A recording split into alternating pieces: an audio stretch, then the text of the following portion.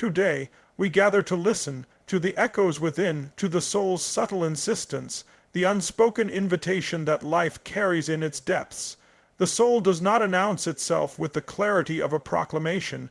It hums, it resonates, and we sense its presence in moments of image, myth, and memory.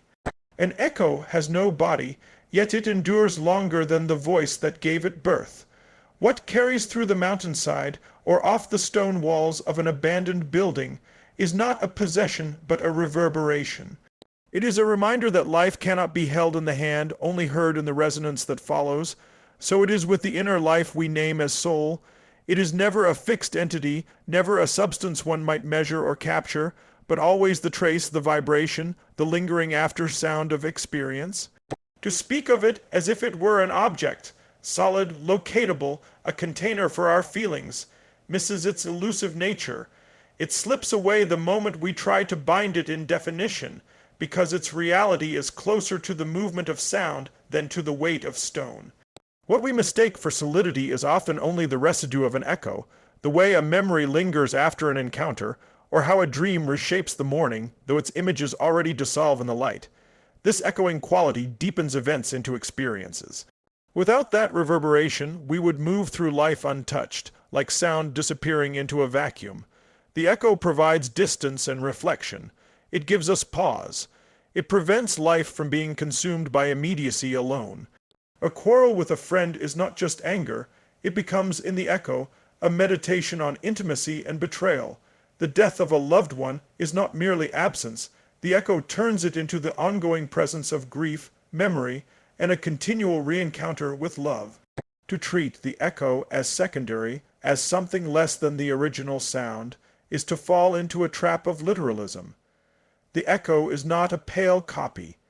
It is the very space where meaning gathers. Without resonance, a sound is only noise. Without reflection, an event is only fact. What carries significance is the echo, for it allows us to hear more than once, to dwell longer in the mystery. The soul does not shout from the rooftops. It murmurs in echoes, in the after, voices of experience that continue long after the world has moved on. This is why images, myths, and memories have such force. They echo across centuries, across cultures, carrying voices not our own, and yet speaking intimately to us. A line of poetry may strike us with such clarity, not because it informs us of anything new, but because it reverberates with something already within us. The echo awakens what had been silent, and we recognize ourselves in its vibration. In this way, we live not as isolated individuals, but as participants in a chamber of echoes that stretches far beyond our own time. To listen to the echo requires a different kind of hearing.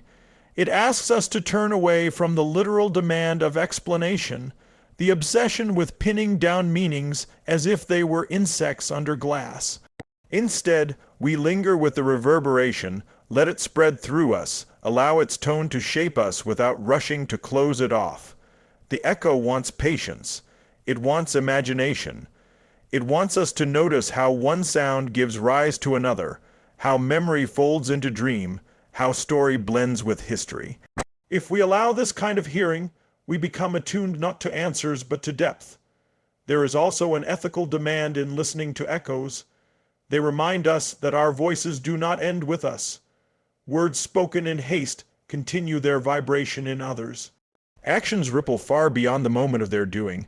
We are not self-contained, no matter how much modern habits of individualism persuade us otherwise. We live in resonance, and our lives are themselves echoes of what came before. The tone of a family, the rhythm of a culture, the shadows of history, all reverberate in us. To pretend otherwise is to pretend deafness, and yet, within this chamber of reverberations, each life also offers its own distinct timbre. The echo does not repeat mechanically. It reshapes as it travels, altered by the walls it meets, the landscapes it crosses. So too with the soul's echo, it is not a repetition of another's song, but a particular resonance, colored by one's own character, imagination, and fate. The uniqueness of a person is not a fixed essence, but the specific way the echo resounds in and through them. So we return to the truth that what we are is not a thing, not an object that can be held, but a sounding, a reverberation between worlds. We are always in between, between the past and the present, between the voice and its fading, between the visible and the invisible. To live with depth is to listen to these in-between spaces, to give ourselves over to the subtle tremors that follow every encounter. An echo teaches humility. It reminds us that we are not the source, nor the master, but a participant in a larger chorus. The mountains return our cry, the past haunts our present, the dreams we did not choose alter our waking lives. If we recognize ourselves in this echoing, we may finally release the fantasy of control and turn instead to listening, to resonance, to the unfolding music of life. And in that music, we discover the soul, not as an entity to be grasped, but as the never-ending reverberation of existence itself. A seed lies hidden, so small it could be mistaken for nothing at all. Yet within it waits the form of a tree, the curve of its branches, the roughness of its bark, the spread of its roots.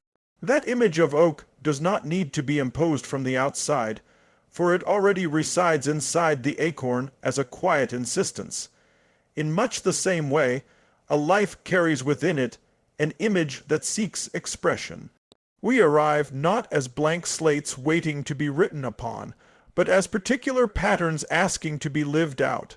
To recognize this is to listen to the call that comes not from ambition or chance, but from the inner necessity of our own unfolding. This call does not announce itself with trumpets.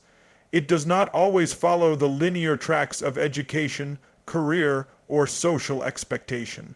It may be heard first in the strange fascination of a child, the way a boy cannot leave his drawings even when told to put them away, or how a girl arranges her stones and feathers as if they carried secret instruction.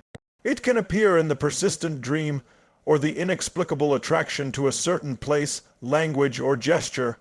Such signs are not to be dismissed as trivial. They are hints of the inner pattern pressing outward, the shape of the oak already murmuring inside the seed. The danger comes when we confuse this inner pattern with external achievement. To imagine the call only in terms of success or status is to mistake the acorn for the accolades. The true calling often disrupts, confounds, even resists the smooth path. It may lead a person away from comfort into difficulty because the oak must grow in its own form, not according to the gardener's convenience. A life lived faithfully to its inner design is rarely a straight line. It is more often a crooked growth, bending toward the light in ways others cannot predict. The call can also be demanding. It does not guarantee happiness or prosperity, for those belong to the surface weather of existence.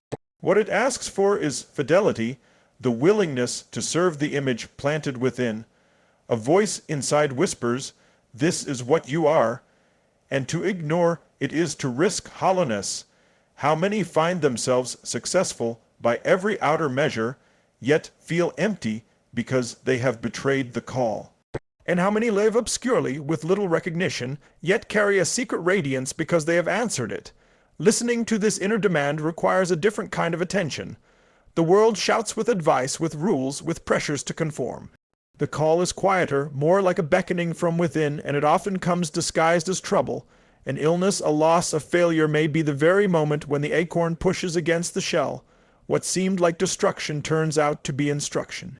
Suffering instead of silencing can sharpen the sound of the call. No two calls are alike. Just as no two oaks grow with the same pattern of limbs, each life resounds with its own timbre. Even siblings raised in the same house with the same parents diverge because each carries a different image to be realized. To compare one destiny to another is like comparing an oak to a pine. Both fulfill their purpose by becoming fully themselves. The measure of a life is not how it resembles another, but how faithfully it echoes its own image. Yet this call is never entirely private. The acorn grows not in isolation but in a forest amidst other lives shaped by the soil, the seasons, the neighboring trees. So too with the calling of a person, it emerges in relation, in service, in contribution. The inner pattern seeks not only self-expression, but resonance in the world. A voice hidden forever inside remains stifled. It wants to speak, to shape, to act. Thus, answering the call is not only about personal fulfillment, but about releasing into the world the gift that one uniquely carries. To live in accord with this inner necessity is to recognize that our lives are not accidents. Circumstance, family, history, all may shape the ground, but the seed has its own integrity. Fate is not the enemy of freedom, but the soil in which freedom takes root. To listen for the inner pattern is to participate in that mysterious conversation between necessity and choice, between the seed's image and the soil's condition. And so a life is not merely a sequence of events, but the gradual unfolding of an image that has been present from the beginning. The work is not to invent ourselves, but to remember, to discern, to follow the subtle threads of fascination and longing that point us toward what we already are. To betray that image is to wither, to honor it is to grow into the fullness of the oak. The task, then, is to listen closely, to attend to the hints and whispers, to trust the crooked path, and above all, to remain faithful to the calling that comes from within.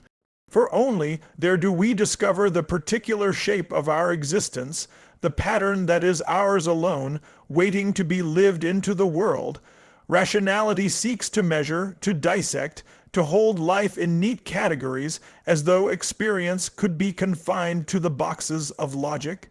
But what slips through its grasp is the very depth of meaning. The mind can explain, chart, and analyze, but it cannot sing, it cannot dream. It cannot show us why a single line of poetry pierces more deeply than a library of statistics, or why a myth told centuries ago still ignites something within the chest. Life without imagination becomes a flat surface, stripped of color, reduced to function. To live only by reason is to exile the soul. Imagination is not fantasy in the sense of idle distraction. It is the very organ of meaning. It provides images through which life is experienced as more than bare fact. A house is not merely a structure of bricks and timber. It is a hearth, a sanctuary, a haunted space of memory. A river is not only a measure of flow rate and water content. It is a passage, a mirror, a border between worlds. Imagination reveals that things are never only themselves. They carry resonance, metaphor, story. To say just a river or just a house is to betray the depth they carry. Myth is imagination's great archive. It preserves the images that have spoken to humanity across generations. Myths are not lies or primitive science to be dismissed once rational explanations arrive. They are truths that rationality cannot hold. The story of Persephone descending into the underworld tells us more about the cycles of loss and return, grief and renewal, than any chart of seasonal changes. To invoke Athena or Hermes is not superstition, but a way of recognizing that wisdom and trickery still move through our days. Myth renders life visible in archetypal shapes. It gives our struggles and joys a stage larger than personal circumstance. Rationality seeks to strip away illusion to arrive at fact, yet imagination shows that fact alone is insufficient. To know the chemical composition of tears does not tell us why they fall at the sight of a child's smile or the loss of a beloved. To define love as a biological urge does not capture its madness, its poetry, its agony. To reduce death to the ceasing of cellular activity does not touch the mystery that has haunted every culture. What becomes of us, what it means to live in the shadow of mortality. Myth and imagination address what rationality cannot, not by replacing fact, but by deepening it. This deepening is essential, for without it we become estranged from ourselves. The demand for rational clarity pushes away ambiguity, paradox, and wonder, the very elements in which the soul breathes. To imagine is to live with symbols, to let the world be more than one thing at once, to allow contradictions to stand. A dream does not require decoding into a single interpretation. It calls for being dwelt with, felt, and engaged as an image in its own right. Rationality asks, what does this mean? Imagination asks, what does this reveal? What does it invite me to see? In moments of suffering, imagination offers a path that reason cannot. To see depression as only a chemical imbalance is to reduce it to mechanics. To see it as a descent, a journey into shadow, an initiation into another dimension of existence, is to give it dignity and possibility. Myth tells us that the one who descends may return transformed. Imagination refuses to leave pain as meaningless. It shapes it into story. It does not erase suffering, but allows it to bear fruit. Imagination also loosens the grip of literalism. Literalism insists that things mean only what they appear to mean. Myth insists that every event can be read more than once. The lost job may be not only an economic fact, but also an exile from an old identity, the beginning of a pilgrimage. The illness may be not only a medical condition, but also an initiation into a deeper relation with mortality. Myth and imagination do not deny the literal. They expand it, showing that life resounds with significance beyond surface appearances. The challenge is not that rationality has no value. It is indispensable for building bridges, curing disease, navigating the external world. But when it claims supremacy, when it pushes aside imagination and myth, it becomes tyrannical. It reduces the vastness of existence to what can be counted and controlled. To restore balance, we must let imagination speak again, not as an ornament, but as a necessity. To live mythically is not to abandon reason, but to recognize that reason alone cannot guide a life. We need images that orient us, stories that tell us where we are, symbols that hold the mystery of what we cannot resolve. Imagination does not eliminate contradiction. It teaches us to dwell within it. Myth does not solve the riddles of existence. It lets the riddles sing, and in that singing, life regains its depth, its resonance, its beauty. Without myth we may survive, with it we are alive. Suffering comes uninvited, often as a tearing apart of the life we thought we were living. It interrupts, it wounds, it unsettles, yet within its sharpness lies a strange gift. It refuses to let existence remain shallow. Where comfort smooths the surface, suffering opens cracks, and through those cracks depth enters. Pain has a way of insisting that life cannot be reduced to routine, success, or the pursuit of pleasure. It drags us below the surface, into a darker chamber where questions echo differently, where we are forced to listen to what we would rather ignore. To speak of suffering is not to romanticize it, nor to pretend it is easy to bear. Suffering burns, humiliates, isolates, but to treat it merely as an error to be corrected or a disease to be eliminated is to miss its deeper role. Suffering transforms events into experiences. It shapes them into passages that carry meaning beyond what happened. A betrayal, an illness, the death of a loved one. These are not just episodes, they become thresholds. They carve out an interior space, one that makes room for reflection, for memory, for reverberation. Without suffering, life remains literal, flat, unexamined. There is a peculiar honesty in pain. When suffering grips us, the masks drop. We see ourselves stripped of pretense, no longer sustained by the illusions that once comforted us. A person who has suffered deeply carries a gravity, a weight that cannot be faked. The shallow laughter of ease does not resonate in the same way as the quiet gaze of one who has endured. In their presence, we sense the dignity that comes from having passed through fire. Suffering has not destroyed them, it has deepened them. Often it is through suffering that imagination awakens. When life goes smoothly, there is little need to dream differently, but in grief or despair, images begin to stir. We may dream of journeys into shadowed forests, of rivers that flood and carry us away, of ancestors who visit in the night. These images are not distractions, but the psyche's way of shaping pain into story. They give contour to what would otherwise overwhelm us. They show that suffering belongs to a larger pattern, that we are participating in dramas older than ourselves. Myths remind us of this again and again. The descent of Inanna, the trials of Heracles, the wanderings of Odysseus, all are stories of ordeal, of passage through suffering into transformation. To suffer is to be initiated into a depth of existence that cannot be reached otherwise. Without descent, no rebirth; without struggle, no hero; without wound, no wisdom. The figures who move us most are not those who avoided suffering, but those who walked through it and returned changed. Suffering also binds us to one another. It dissolves the illusion that we are separate, untouched by the fates of others. In pain, we discover kinship with every being that has ever struggled, grieved, or longed for relief. Compassion arises not from abstract morality, but from the recognition of shared vulnerability. When we encounter another's suffering, something in us responds, not because we have solved their problem, but because we too have been pierced. Suffering opens the heart, even as it wounds it. Yet there is always the temptation to flee from suffering, to silence it with distraction, medication, or denial.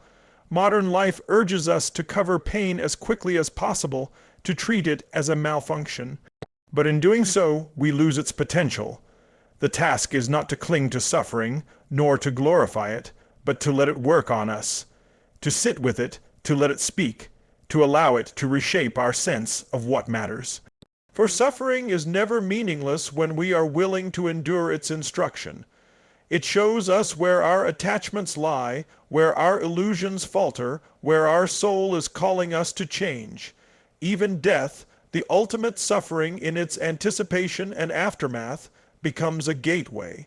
To contemplate, it is to feel the urgency of life, to sense the preciousness of each moment, to recognize that our time is not endless. Death makes philosophers of us all, not because it explains, but because it compels us to ask what it means to live. So suffering is not merely an obstacle to happiness, but a threshold to depth. It asks us to stop running, to descend, to listen. It draws us into the chamber of the heart, into the hidden places where the echo of soul resounds most clearly. Without suffering, we might skim along the surface forever. With it, we are pulled downward, where resonance gathers, where life thickens into meaning.